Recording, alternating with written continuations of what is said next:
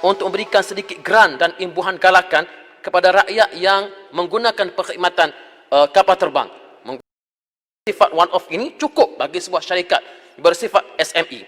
Perlulah difahami bahawa syarikat-syarikat small enterprise dengan izin bagi sektor servis didefinisikan sebagai syarikat punya hasil jualan RM300,000 Malaysia ke RM15 juta Malaysia, dan medium enterprise sektor servis didefinisikan sebagai syarikat yang punya hasil jualan dari 15 juta ke 50 juta dengan staf tidak lebih daripada 200 orang. Jadi syarikat ini ketika dalam baik, Datuk Idi Pertua, saya guna mencadangkan supaya isu pelancongan dan penerbangan yang sangat-sangat terkesan, adakah boleh kerajaan membuat pertimbangan untuk memberikan sedikit grant dan imbuhan galakan kepada rakyat yang menggunakan perkhidmatan kapal terbang, supaya ini memberi galakan syarikat-syarikat penerbangan yang ada dalam negara kita terpaksa memotong operasi mereka yang mengakibatkan pekerja-pekerja dibuang ataupun terpaksa mengambil skim VHF dan sebagainya. Itulah yang menjadikan di antara lain faktor seorang pilot membunuh diri akibat daripada kerja yang terpaksa dibuang kerja dan akhirnya terpaksa menjalani kehidupan yang berbeza dengan kehidupan sebelum daripada ini. Syarikat-syarikat penerbang ini perlu untuk dibantu dengan kerajaan berfikir memberikan galakan kepada rakyat untuk menggunakan perkhidmatan kapal terbang. Begitu juga dengan prihatin SME Grant. Saya merujuk pada senarai program yang dikemukakan dalam jadual. Kerajaan telah peruntukkan sebanyak wang RM2 bilion Malaysia bagi bantuan grant micro small medium enterprise ketika berlakunya COVID-19 ini. Bantuan ini telah pun diagihkan dalam bentuk keuangan bersifat one-off sebanyak RM3,000 bagi satu syarikat. Sebanyak RM700,000 syarikat telah pun dianggarkan mendapat bantuan tersebut.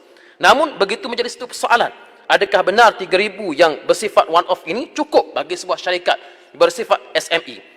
Perlulah difahami bahawa syarikat-syarikat small enterprise dengan izin bagi sektor servis didefinisikan sebagai syarikat punya hasil jualan RM300,000 Malaysia ke RM15 juta Malaysia, dan medium enterprise sektor servis didefinisikan sebagai syarikat yang punya hasil jualan dari 15 juta ke 50 juta dengan staf tidak lebih daripada 200 orang.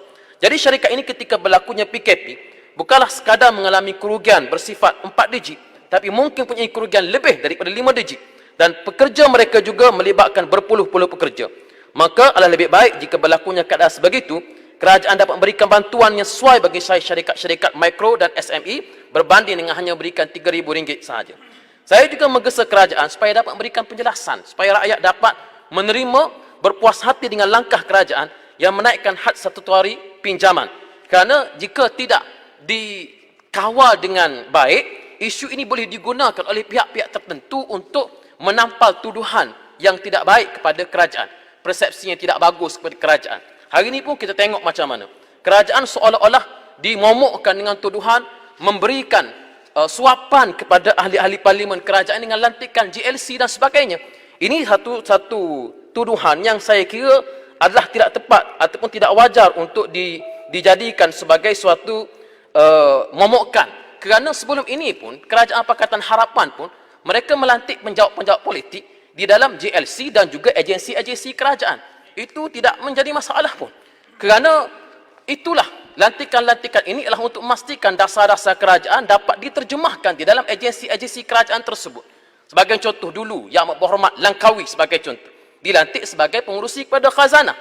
Yang Berhormat daripada Lanang dilantik sebagai pengurusi kepada NAYOSH. Yang Berhormat daripada Bentong dilantik sebagai pengurusi Malaysian Timber Industry Board. Yang Berhormat daripada Kelang dilantik sebagai pengurusi SPAN.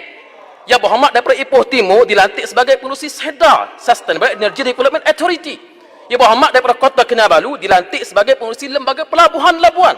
Yang Berhormat daripada Adun, daripada Padungan dilantik menjadi pengurusi Lembaga Pelaksanaan Kenderaan Perdagangan LPKP. Yang Berhormat daripada Dun Seri Kembangan dilantik sebagai lembaga dapat pencerahan. Ini semua GLC ke agensi kerajaan? Saya tak kata GLC, saya kata GLC dan juga agensi-agensi kerajaan. Sebenarnya belum habis lagi. Isu itu bukan isunya. Yang Berhormat Pasir Mas nak bagi laluan.